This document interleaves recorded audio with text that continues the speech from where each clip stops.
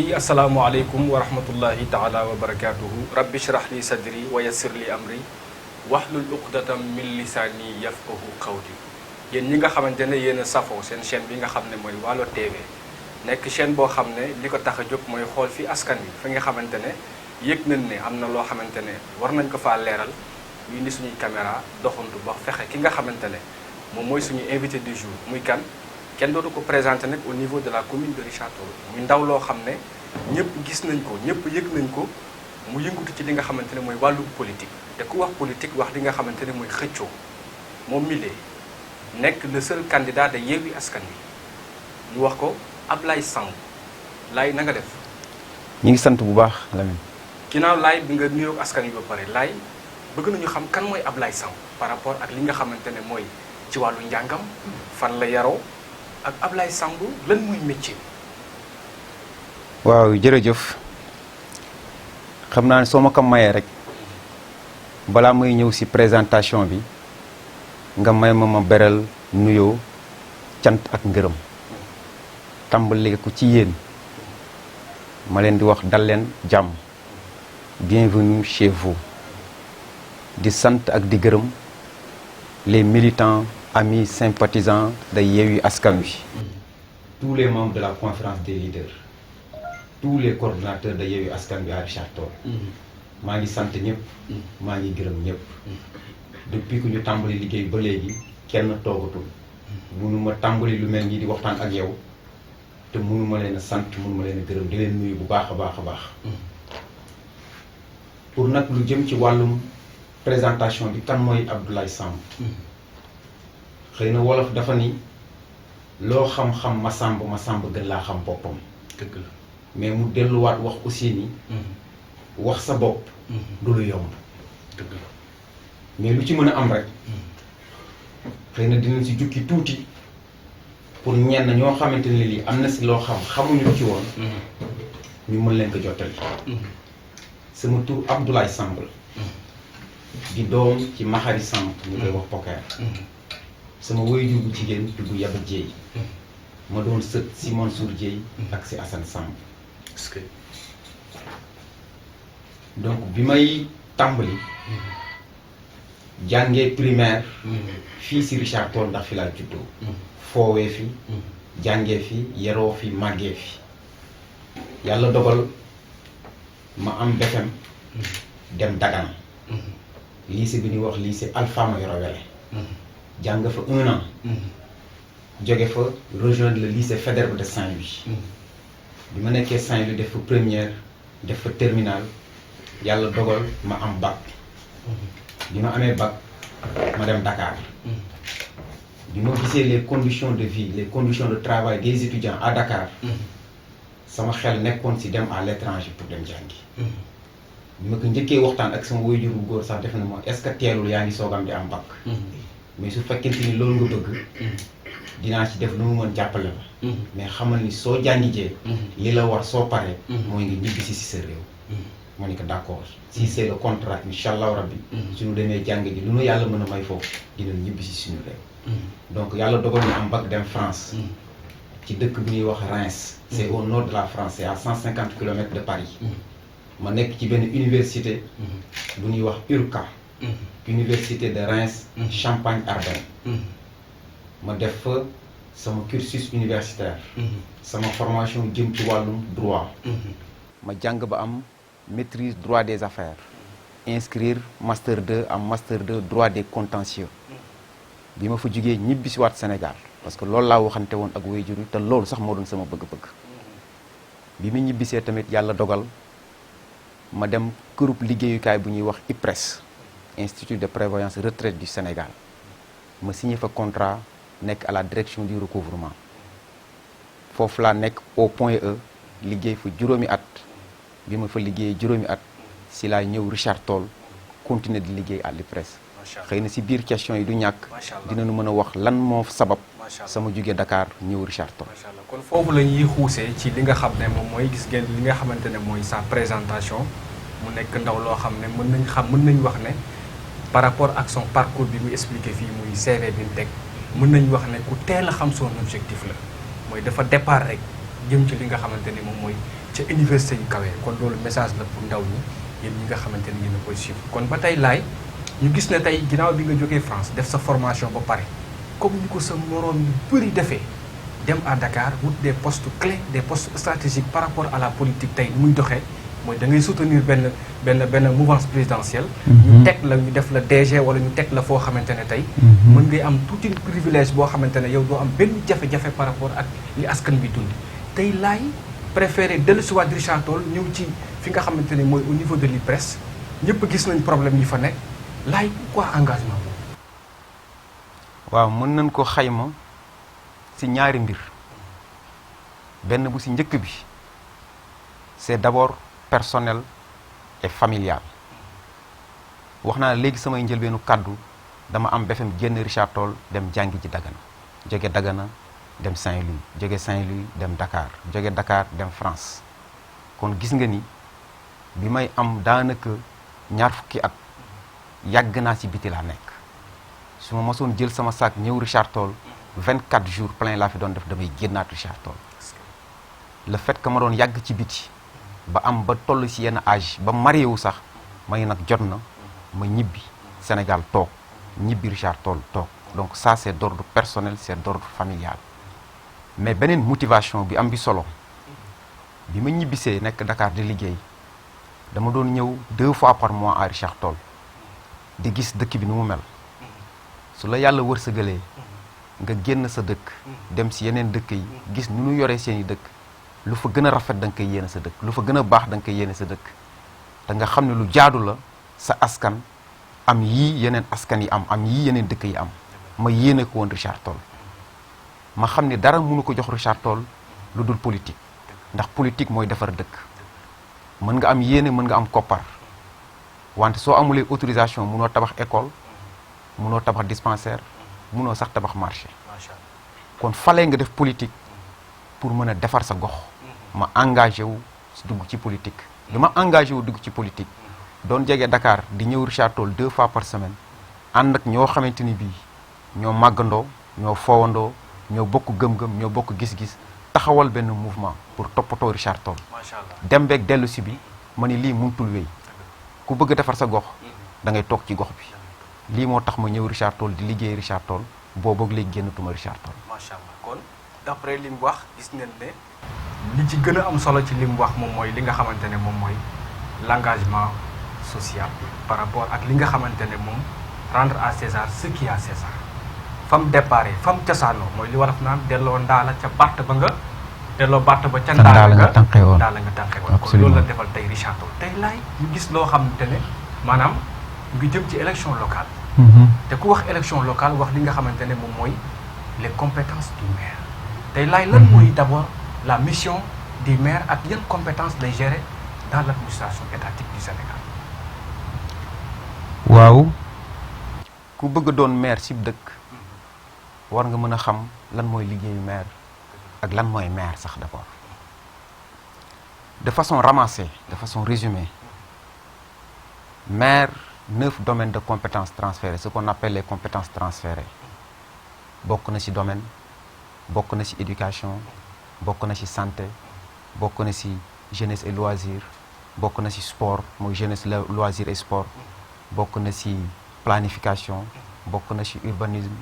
bokk na ci santé bokk na ci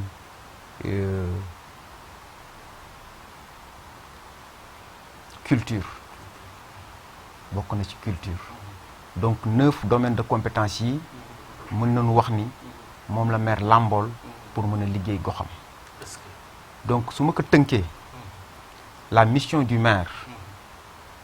c'est assurer le développement économique et social de la localité de façon résumée le maire doit assurer le développement économique et social de la localité mais dama ko bëgg wax ak askanu Richard Toll pour que ñu mën a xam lan mooy maire maire mooy boroom kër ci kër te boroom kër faw nga yeewu ci kër gi pour xam nu njaboot gi fanaane boroom kër bu dul yeewoo këram du xam nu njabootam fanaane maire itam foog nga yeewoo sa gox pour nga mën a xam lan mooy jafe-jafe saw askan kon fokk ñun Richard Toll suñuy fal maire ñu xam luy maire ak la ñuy doyee maire bi yële yëpp ma fi lim baax na lool wante pour nga mën ko amal fokk nga xam sooy tànn ban façon maire ngay tànn mooy li ma wax léegi rek maire da nga koy méngale ak borom kër ci kër borom kër bu dul yeewoo këram du xam ne njabootam fanaane du xam lu xew ci kër gi maire foog nga yeewoo ci gox bi pour xam lan mooy jafe-jafe askan bi tey suñu faloon maire mu yeewoo fii ma dëkk 400 logements di caabax dina xam lan la askan bi daj ci yoonu caabax bii su nawetee ñu sonn ndax ndox su nooree ñu sonn ndax poussière suñu faloon maire mu yeewoo gàddal xuut campement wala jagsaaw dina xam lan la askan bi di jànkoonteel si jafe-jafe bi am bi pont Sermat defar ko day war suñu amoon maire mu yeewoo gaaya mbaa jàmm gën dina xam ni foofu am na problème mu assainissement su nit ñi xuusee dina xuus loolu mooy maire mais nag soo ko yóbbu ci wàllum nasaraan yi ñu jàngal bëgg ko yóbbu ci benn niveau bi mën nga wax ne ci gàttal c'est quelqu'un qui doit assurer le développement économique et social de la localité c'est un démembrement de l'État mais nanu jàpp lii ma leen wax maire mooy borom kër ci kër macha allah kon laay buñ la déggee mooy maire d'abord dafa nekk war a nekk koo xamante ne mun nañu wax ne d'abord dafa war a am kër ci fi nga xamante ne mooy localité ba mu nekk ñaar mooy askan wi bu ko soxlaa tey warta jël paas wala di ñaan audience feneen fa nga xamante ne bokkut ak li nga xamante ne mooy mairie kon mën nañu wax ne tey philosophie laay mooy d'abord maire boo xamante ne dafay jege la population de Richard Toll kon ci loolu da ngay gis ne laay tey Richard Toll ñu ngi nekk ci benn gouvernance locale boo xamante ne tey mën nañu wax ne askan wi yëpp tey dañoo jaaxle parce que tey dañoo dem ba dernier moment ñu gis un maire boo xamante ne lu mu waroon a liggéey pendant 7 ans muy def des projets inachevés sax di ko bàkku te yow en tant que un politique nekk koo xam ne xëy na indi nga gis-gis bu bees indi programme bu bees par rapport ak sa vision laay loo ñu mën a jox ci loolu. waaw mooy li may wax léegi rek. su fekkente ni danoo fal maire du yeewoo ci gox bi du xam lan mooy priorité yi du xam lan mooy jafe-jafe yi 2014 danoo fal maire ñu leen baaxul du dem am ñunu dina dem dinañ ko fal ñooñu tey ñoo fàqee foofu wuti beneen kuréel te waxoon na leen démb ni leen du dem parce que yeewoowul ci gox bi encore une fois waxuma ay waxu doxandéem waxuma ay waxu doomaanu Richard Toll Richard Toll ku fi sa teraanga nekk fii nga bokk mais soo bëggee jiite Richard Toll da nga yeewoo Richard Toll c'est extrêmement important à mon sens dañu fal un maire 2014 man ma koy woowe un maire fantôme un maire absentéiste doo ko gis guddi doo ko gis bëccëg un maire c'est la proximité jege bi ngay jege sa askan moo tax ñu naan maire malheureusement maire bu ñu fal en 2014 du fi yeewoo donc xamul lu ñuy dund ñu fal que 2014 ba 2019 5 ans mandat am jeex na su dul woon politique gu tappale bi Macky Sall di def kon 2019 organisé woon noonu ay élections municipales ku ñuy fal ñu fal ko ku ñu falul ñu xam ni faluñu ko mais ci ay pexeem ci ay tappale ñu ngi dem ba 2021 il a fallu que les événements du mois de mars passé xew fi pour que ñu mën a programmer des élections locales bu fekkoon en 2022 dañu organisé woon élection maire bi fa nekk zéro bilan lay amul bilan parce que 2019 la mandat am jeex te 2014 ba 2019 gisuloo fi benn réalisation bu ñu la wax ni la de façon concrète lii c'est la municipalité moom moo voté budget ñu réaliser ko amul dañu dem ba 2019 jeex ñu dëgmal 2021 ñu commencé di tappale di defar ay mbir yoo xamante ni yi xëy na peut-être mooy seen politique gu tappale yooyu may wax naxaate di teg benn brique par mois di teg benn brique par mois bëgg a xaar élection yi des 1 mois pour que ñu nax nit ñi inauguré fii inauguré fële wax ni liggéey naa mais Mame Diop amul bilan parce que mandat am 5 ans la mandat am jeex na depuis 2019 il faut que loolu nit ñi mën ko xam te c'est comme ça qu'on doit le comprendre d'ailleurs parce qu'il avait un mandat de 5 ans de 2014 à 2019 aucune réalisation à Richard Toll li la koy wan mooy fan yële ci ginnaaw le président de la République Macky Sall dafa entamé benn tournée bu muy wax tournée économique moom noonu la ko tuddee mais xam nañ ni tournée politique la en réalité mais ñu nangul ko nee na tournée économique lay def comment peux-tu entamer une tournée économique au Sénégal nga ñëw Richard Toll tëb Richard Toll l'une des villes les plus industrialisées au Sénégal la compagnie sucrière embauche plus de 8000 travailleurs en pleine saison ngay def tournée économique nga ni doo dem ci dëkk boobu lu ko waral c'est parce que amul lenn lu ñu fi inauguré lii moo indi mu tëb état bu Richard Toll donc ci gàttal yii ñu fi entamé mooy ay pont Sermane mooy ay stade mooy ay salle des fêtes yooyu yëpp duñ ko boole ci actifu Mame Diop parce que bi la mandaam jeex na depuis 2019 waaw lii daal moom la ñu mën a wax ci gàttal te même soo ko booleelee ci mandaam Richard Toll dafa am un budget de 2 milliards 400 millions en tout cas le budget de 2020 s'élève à 2 milliards 400 millions soo jëlee 2014 en un jour li ñu dajale ci budget ëpp na 10 milliards munoo ma wax ni ma pendant 7 ans ñu voté la un budget de 10 milliards waxoo ma lu dul réalisation wu benn pont qui n'est pas encore achevé qui mesure 32 mètres benn salle des fêtes bu pareegul benn turbine boo xamante ni bii man j'ai discuté avec un expert même pour la sécurité sax ça laisse à désirer. parce que même stade bi sax doguma la buñ ko méngaleeg stade Lat Dior da ngay gis ne foofu déjà stade bi dañ ko couler quoi maanaam bâtiment bi dañ ko couler séance la ba moom laa lay wax ni la quand j'ai te discuté stade bi ay briques la quand j'ai discuté avec un expert daf ma ko wax mu ne ma la sécurité laisse à désirer parce que xamul sur yan conditions sur yan norme lan taxaw pour tabaxee tout mel noonu mais moom en tant qu'expert mosul gis lu mel noonu suñ ko joxoon du ko defaree noonu donc moom laa la wax ni la 10 milliards ñu voté la ko nga ñëw 3 réalisations bon dafa xaw doy waar daal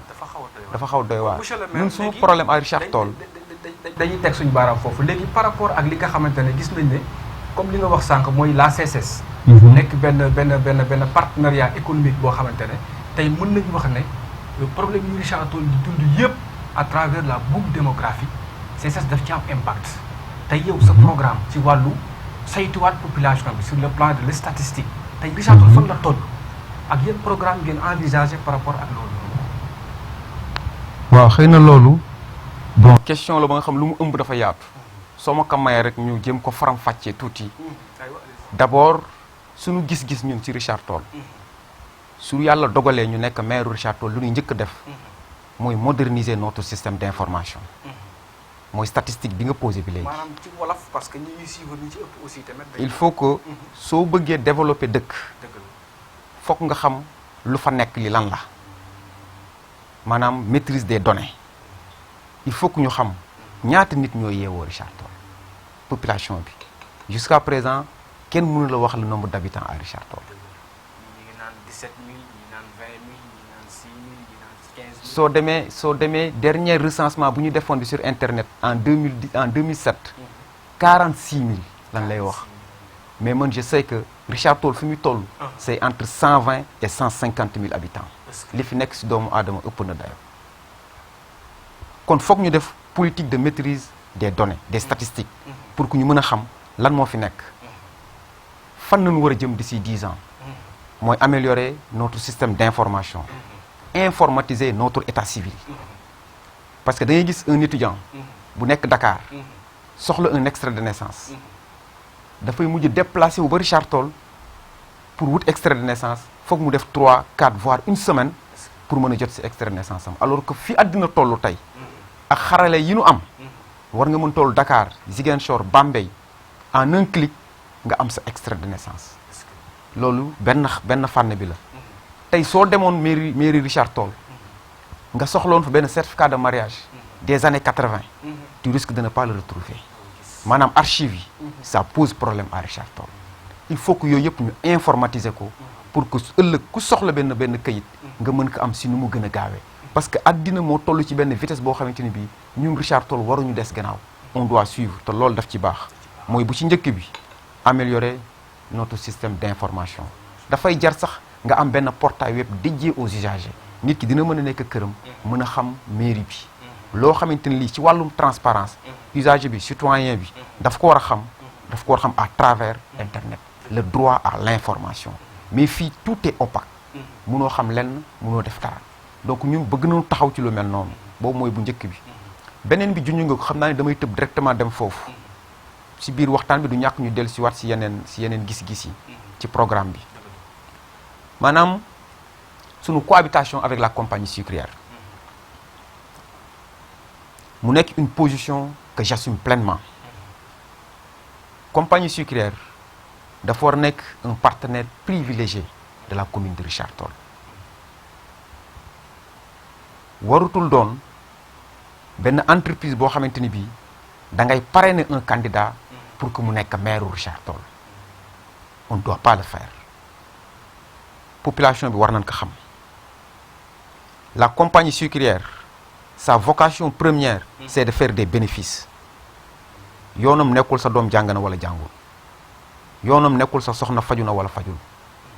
la vocation première de la compagnie sucrière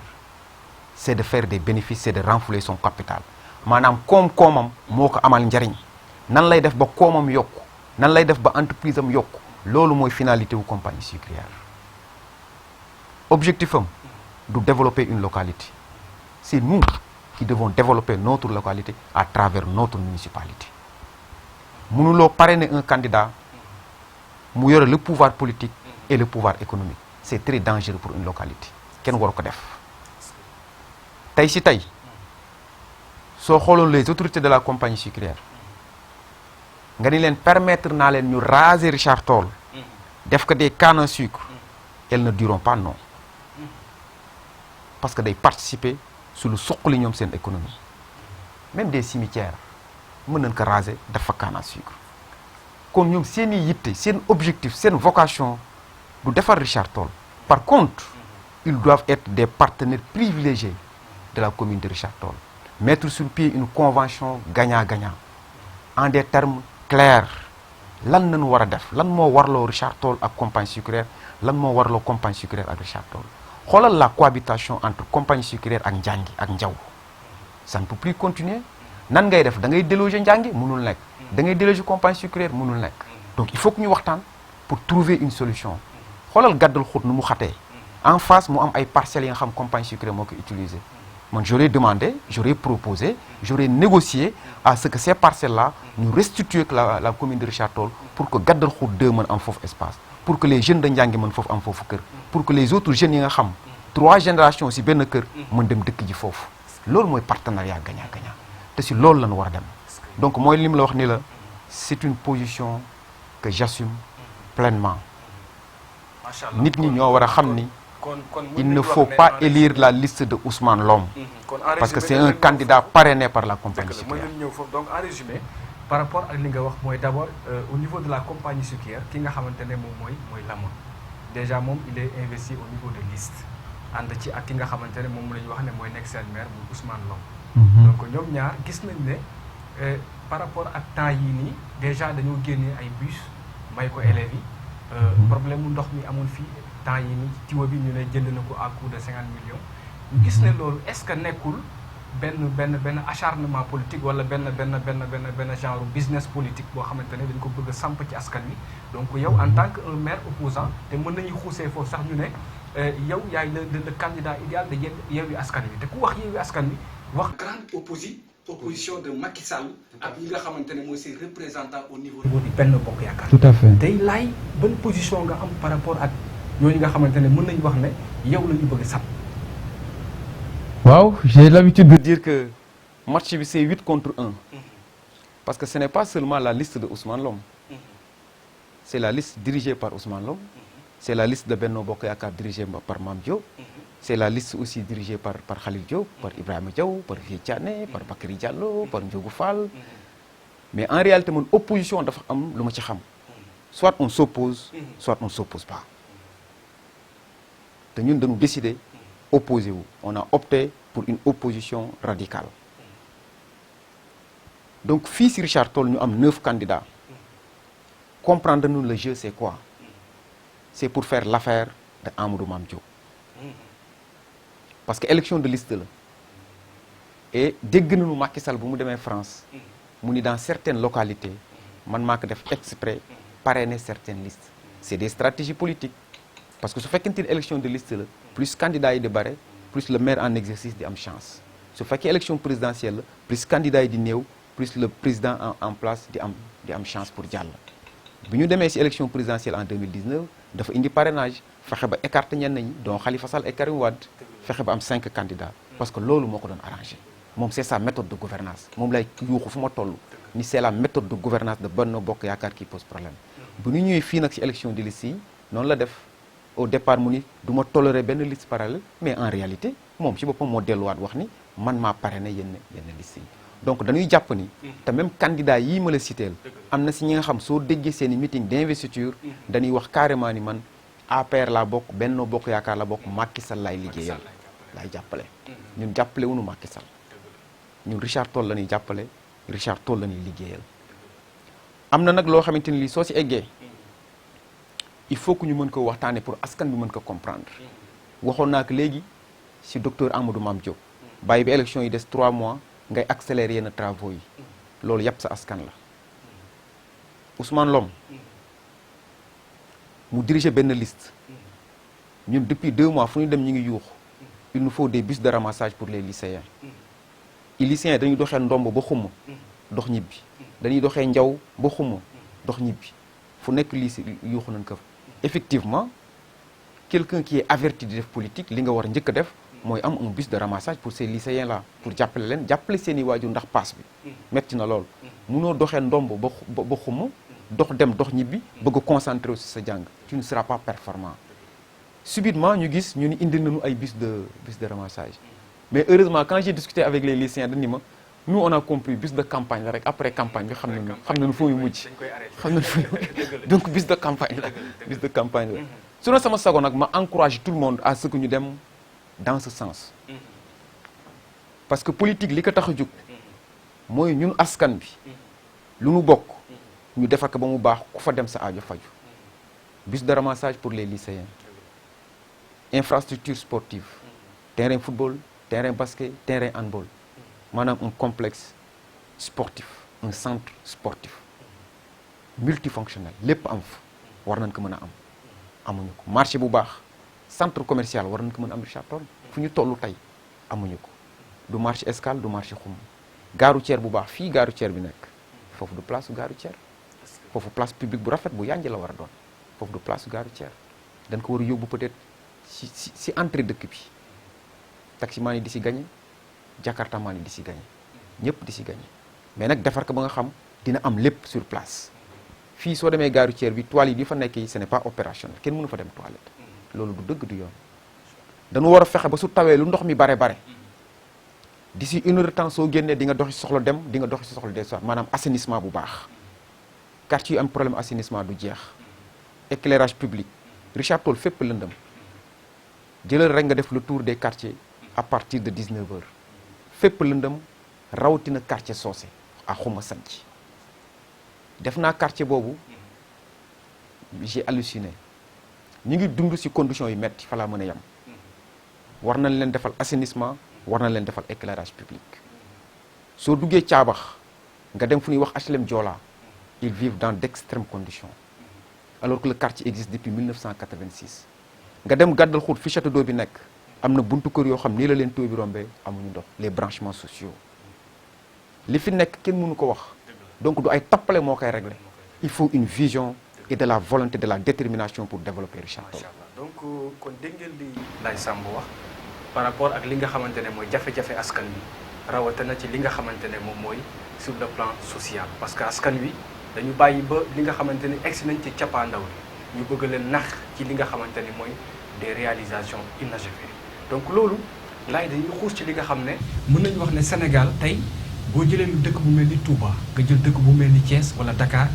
foofu gis nañ ne majorité bi yëpp sax booy xool élection yi jàll yëpp opposition bi mooy am ndam mais bu ñu defee gëstu ñu ne parce que foofu ñi ci ëpp tey dañu am lu ñuy wax une autosuffisance financière maanaam nit ñi ci ëpp dañoo am tuuti lu ñu yor seen yoral ko seen bopp tey nga jël dëkk bu mel ni Richard Toll mën nañu wax ne ñi fiy liggéey as néew c'est des saisonniers te ñu ngi CSS ñeneen ñi c'est des fonctionnaires ñeneen ñi ñu ngi ci dans l'informel kon mu nekk dëkk boo xamante ne ci ni ñu koy waxee ci wàllu richesse mais tey bu duggee ci askan wi dugg ci kër yi comme ni ñu ko waxee ci côté environnement dañuy nekk population bu ndóol loolu nag tax na ba tey gis nañ ne ay financement yoo xamante ne ñu ngi ko indi récemment di la financer 50 000 te wax nañ ne sax ñoom bu ñu gañee dañ lay baal yéen en tant que opposition loolu est-ce que am ngeen stratégie boo xamante ne de communication wala benn stratégie boo xamante ne surtout ci wàllu xëyi ndaw ñi ak des programmes palpables yoo xamante ne dina tax askan wi jóge ci xar kanam waaw moom laa doon wax léegi rek may daaneel mooy politique dafa am lu ko tax a jug du maye xaalis du joxe ceeb du joxe suukar du joxe xartum du ay tappale politique li ko tax a jug mooy li askan wi bokk ñu defar ko ba mu baax ku fa dem sa aajo faju ku téye sa loxo doom yóbbu école sa xel mën a dal ndax li nga fay fekk nombre de table banc yu doy nombre de salle de classe yu doy nombre de fourniture yu doy ku téye sa loxo soxna yóbbu poste de santé sa xel mën a dal ndax li nga fay fekk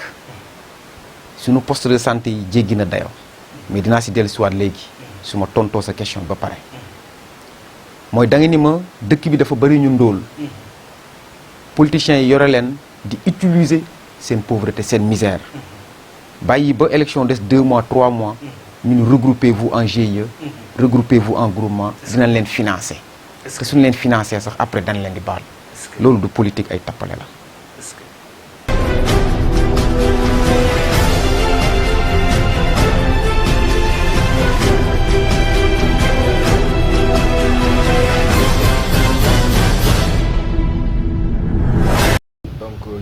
ci si nga xamante ne moom mooy suñu émission waxtaan bi nga xamante ne dañ fi daan dalal ki nga xamante ne rek moom mooy le candidat idéal bi nga xamante ne moom mooy coalition Yewwi Askan Wi ñu monsieur Ablaye Samb kon laay fi ñu yemoon je pense que ñu ngi nekkoon ci volet bi nga xamante ne dafa amul solo mu ci aspect social bi maanaam ñuy ndóolalee askan wi ba ñu sonn ba ñu xiif ñu bàyyi nag ba li nga xamante ne mooy élection yi jub si nañu indi seen i financement laay waaw effectivement loolu moom la ñu baaxoo di ko defee ñoom seen i politique parce que dañuy bàyyi ba nit ñi sonn bàyyi ba à 2 mois des élections suñu ñëwee di wax nit ñi regroupez-vous en GIE dinañ leen financer dinañ leen jox lii dinaa wutal sa doom liggéey dinaa la moom laay wax ni ay politique gu tappale la ay politique gu naxaate la ndóolal boobu ñuy ndóolal askan bi dafa impacté ba ci seeni santé tey ci tey soo ñëwee Richard Toll ak nu population bi toll ak turu dëkk bi fu mu egg dayoo dëkk bi fu mu egg ñu ne la juróom-ñaari poste de santé moo am Richard Toll ndomb moo am benn bokk ko ak campement Souleymane njàngi ak njaw bokk benn Richard Toll Escale am benn nga dem caabax bii ma dëkk mu am benn nga dem Galo Malick mu am benn nga dem xuma caareem xuma centre ak xuma sanc ni mu toll ñu boole leen benn poste de santé muy 7 postes de santé ci lu mat 120 000 habitants suñu sonalee askan bi ba nu sonn nga dem poste de santé moo waroon doon lu ñuy subventionné nga jàppale askan bi ci poste de santé yi soo fa indee sa malade mu war a génn ñu ne da ngay jënd madaar da ngay jënd eau de javel da ngay jënd seringue da ngay jënd gant waxuma la dara accueil bi ni mu mel cadre de vie bi ni mu mel loolu du respecté Sénégalais yi du respecté ñi nga xam mooy waa Richard Toll kon ñun lu ñu envisagé def suñu yàlla dimbalee may ñu ndam la santé va être au cœur de nos politiques c'est l'une de nos priorités mooy war na noo fexe ba quartier bu nekk am poste de santé loolu mooy gis-gis bu mooy dëgg loolu mooy dimbali askan bi quartier bu nekk am poste de santé war na noo fexe ba poste de santé bu nekk donte ambulance médicalisée bu ndaw la poste de santé bu nekk am ambulance médicalisée bu ndaw ndax mënoo am benn ambulance médicalisée mu nekk ci district bi suñ la woowee caabax ni la am na urgence bu am ambulance bi war a jógee ci district bi war a ñëw caabax seet ci malade bi war a doog am di ko mën a évacuer alors que moom su fekkente ni am na déjà une évacuation keneen kooku moom dafay xaar suñu defalee nank musiba dafay am kon jafe-jafe yu metti la askan di dund jëm ci wàllum santé nga dem hôpital amuñu laboratoire amuñu fibroscopie amuñu banque de sang amuñu dara Richard Toll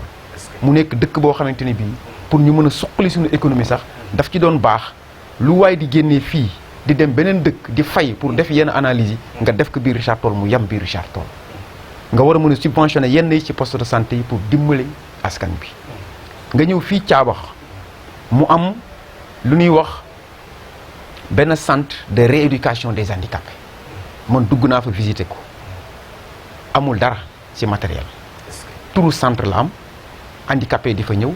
même matériel bi bu ñuy utiliser foofu sax jumtukaay yi léeg-léeg su demee ki fa nekk ki ñu koy wax un certain monsieur Fall ma koy jaajëfal bu baax a baax a baax di ko sant di ko encourager ci liggéey bu muy def bu am solo moo leen di dimbali te du liggéeyam amu fa logement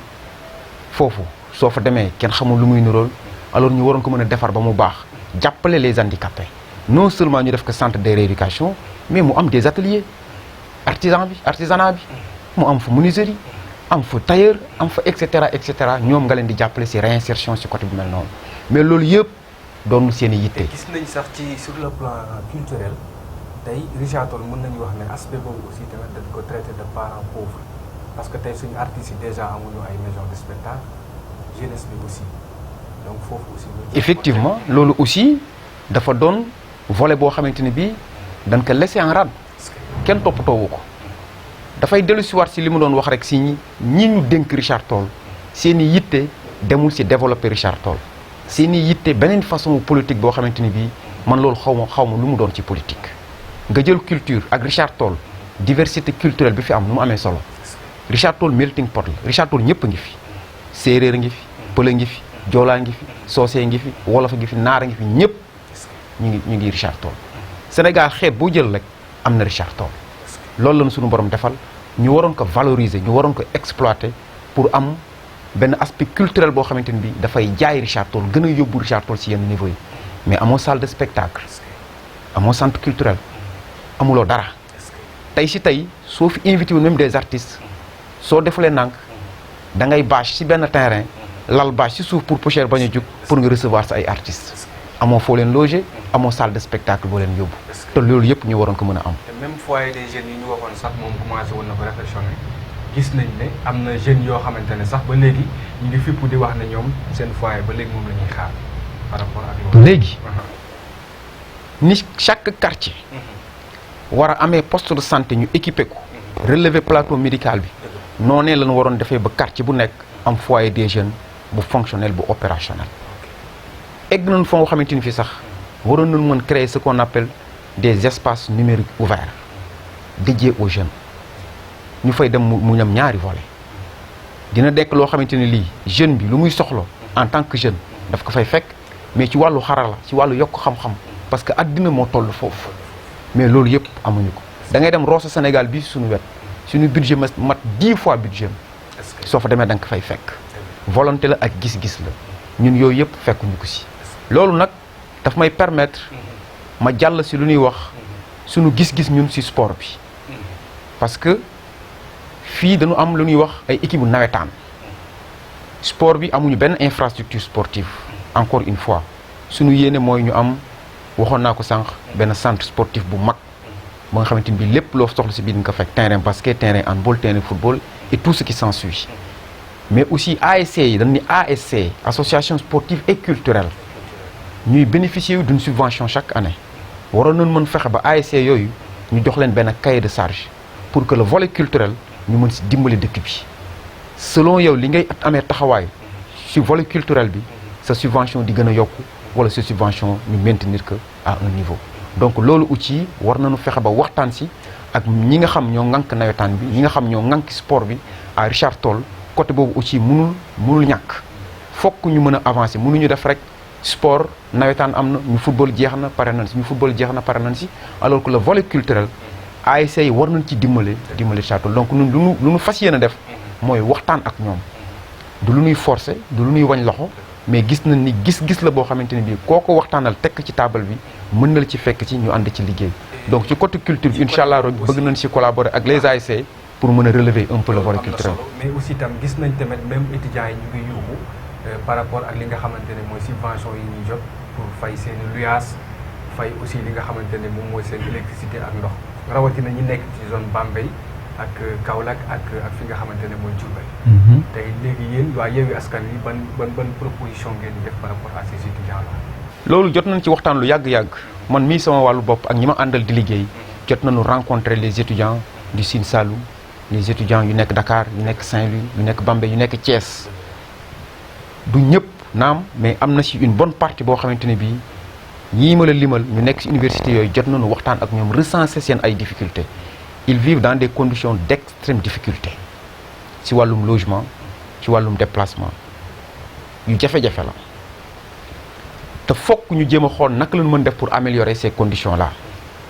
loolu nag bokkul si les compétences transférées du maire mais soo bëggee sa dëkk bëgg sa dëkk am ay doom yu jàng am jàng bu baax foog nga dimbali élèves yi foog nga dimbali les étudiants maanaam il faut que ñu mën a réfléchir ci benn système de partenariat boo xamante ni bii intercommunalité commune yu nekk yi fii étudiants yi nekk ñu fexe ba waxtaan ak ñoom naka la ñu mën def ba am benn parcelle boo xam logement yu étudiants yi fa lay nekk ñu mën a nekk ci condition yu baax mais aussi mënuñu def rek ni li nekk ci étudiant Richard Toll yéen ñëpp dinañ leen jox bourse loolu soo ko waxee aussi yaa ngi versé ci ay tappale ci ay populisme par contre mën nañu teg benn système boo xamante ni bii système de mérite lay nekk les meilleurs étudiants vont être primés les meilleurs étudiants peut-être mën nañu am bourse pour ñu dem jàngi ci feneen loolu dina créer benn concurrence loyale entre les étudiants ku nekk di ci xar sa tànku tubéy pour mën a nekk meilleur dans ton domaine loolu loo xamante ni war nañ ko mën a envisager pour waxtaan ci ak moom effectivement nous restons sensibles par rapport ak conditions ñoom yu ñuy dund yi man j'ai été étudiant te génn naa dem bitim réew jàngi je sais étudiant am na fooy toll conditions yi ngay dund yi du la mën a permettre yow nga nekk quelqu'un qui est performant ci sa domaine dafa am la nga xam il faut que mu yemb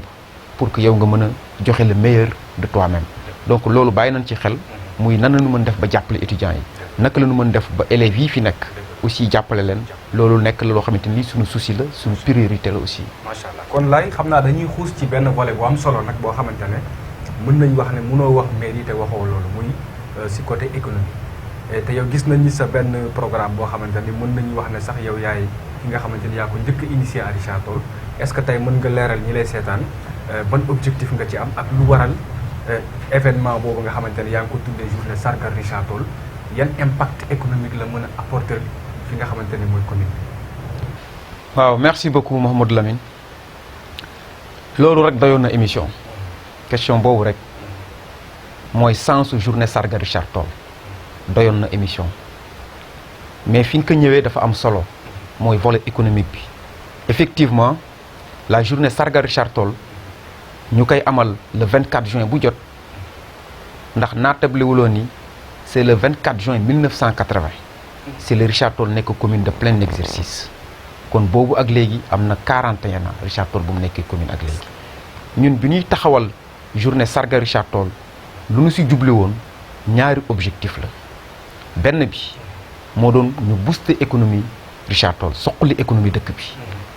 parce que waxoon naa la ci njëlbéen kàddu ni le maire a pour mission d'assurer le développement économique et social de la commune pour que ñu mën a suqali économie Richard Toll dañu jàppoon ni il fallait que ñu teg benn activité am benn initiative boo xamante ni bii dina participer ci liy suqali économie Richard Toll ñu tuddee ko journée sargal Richard Toll ci naka xam nga soo seetloo dans toutes les grandes villes du monde soo ko xoolee ba ci biir seen économie développée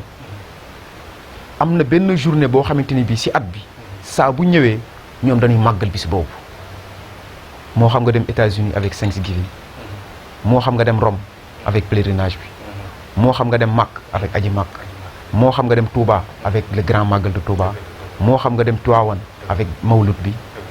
moo xam sax nga gën a wàcc ba ci suuf nga ñëw Saint-Louis bi 15 août bu jot dañ daan jël sunu saak jóge Richard Toll wut 50 000 francs def sunu poche dañuy dem Saint-Louis fekk fa 2 millions de personnes. nga dem Podor am na festival les 72 heures de Podor. foo dem ci àddina bi rek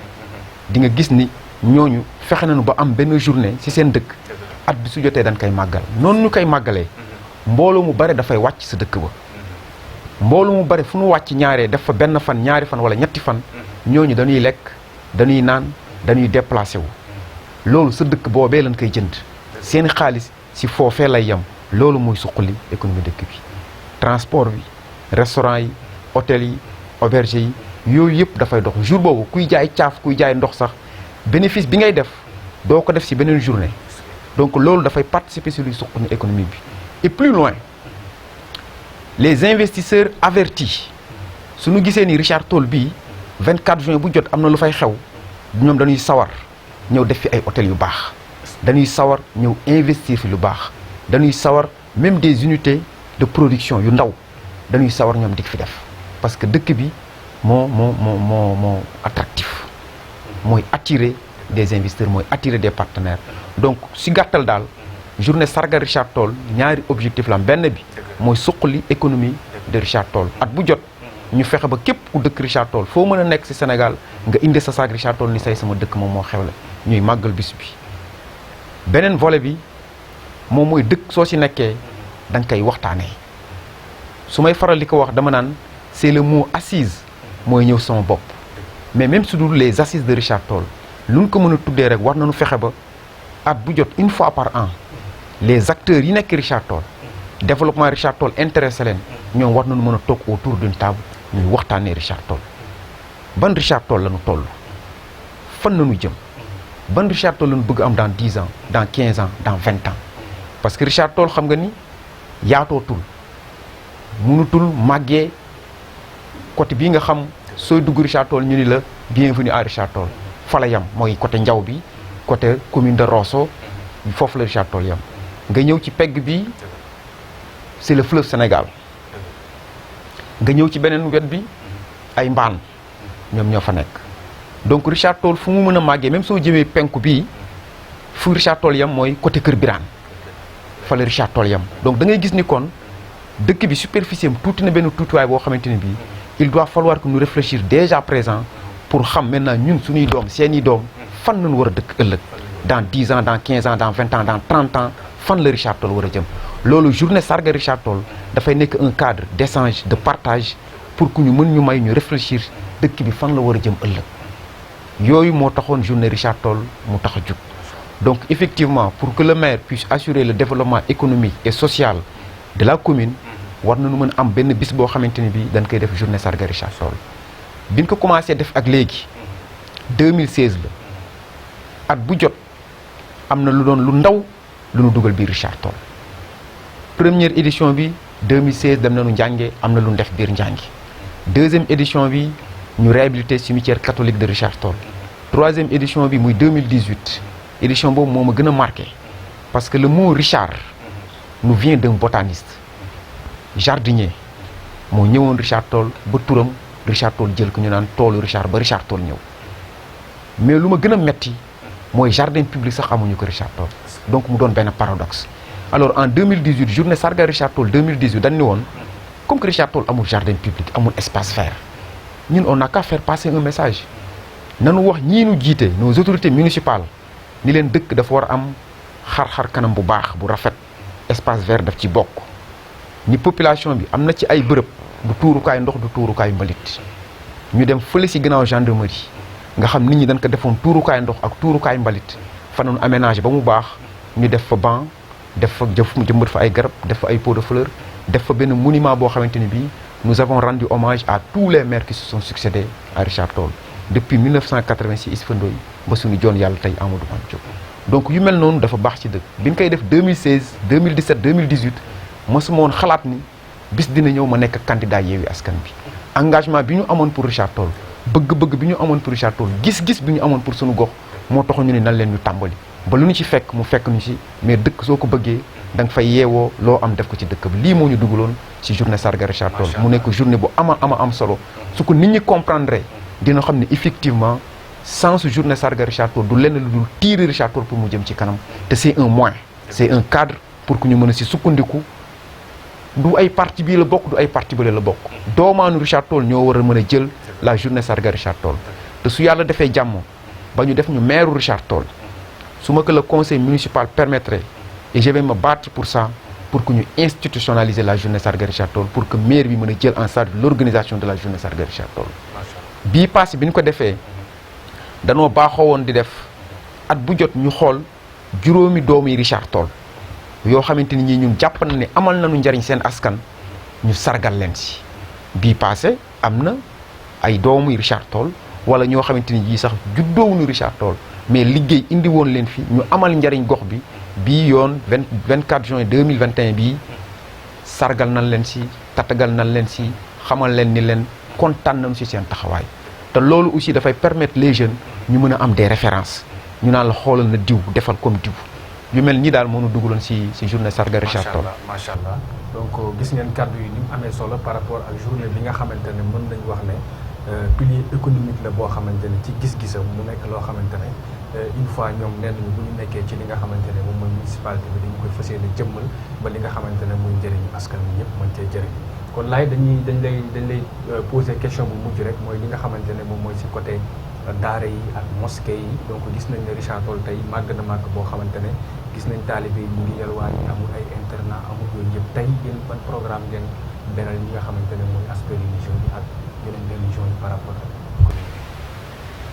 waaw xam nga religieux yi ci askan bi lañu bokk donc su fekkente ni suñu politique dañu jël l'humain nit ki def ko au cœur de nos politiques rek bàyyiwuñu kenn mooy ki nekk ci daara bi mooy ki nekk ci école nasaraan bi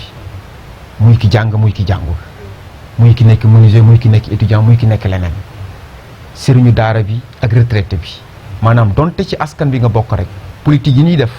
meññeentif bi dina dem ba fekk ku nekk ci askan bi mooy li nga xam ñun ñëpp ñoo ko bokk war na noo fexe ba defar ko ku fa dem rek sa aajo faju comme si askan bi lañu bokk ni ñu defaree école nasaraan ba yow sax sa doom suy jàngi sa xel mën a dal parce que école nasaraan lay mën a dem kon war na noo fexe aussi ka nga xamante ni ci doomam bëgg na mu dem daara war nañoo defaree daara aussi ba mu mel noonu ba nga xamante ni bii ku fay yóbbu sa doom sa xel aussi dina mën daal mais loolu du politique gu maire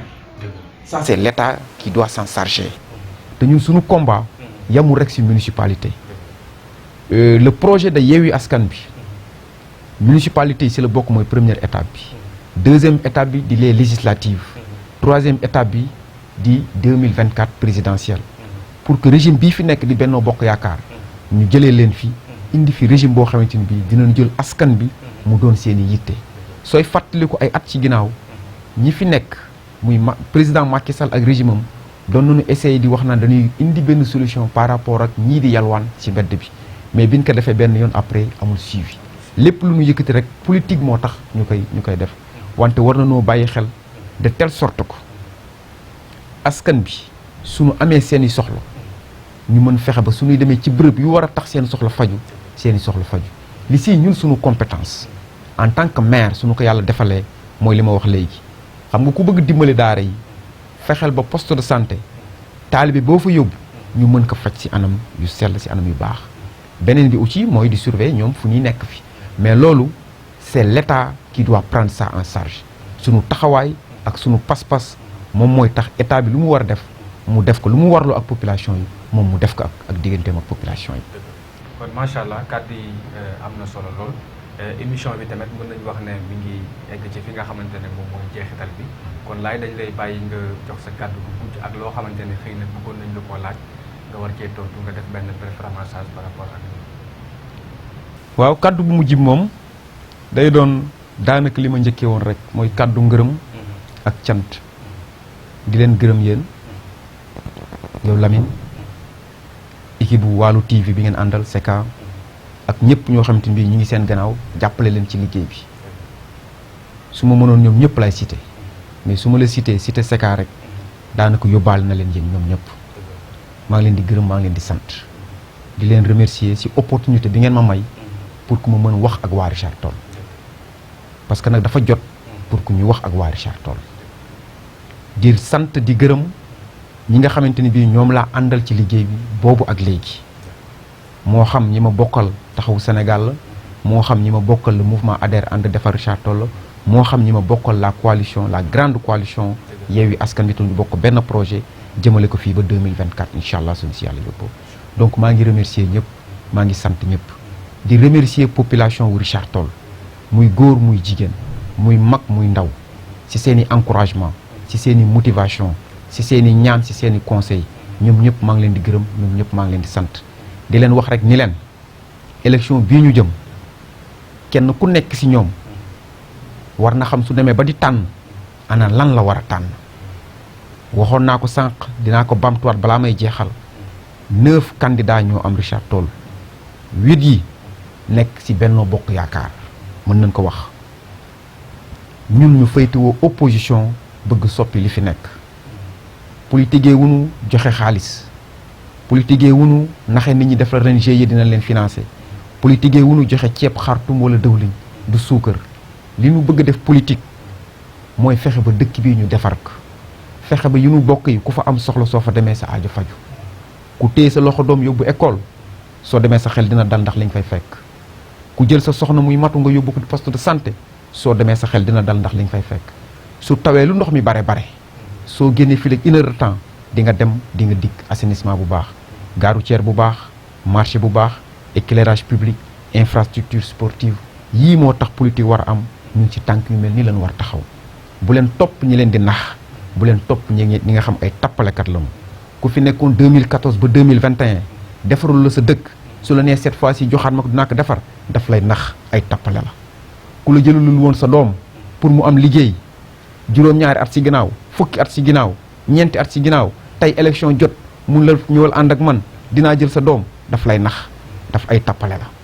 li ngeen war a def yéen askan bi bu leen nangooti kenn di leen nax yéen a war a am seen fulla seen fayda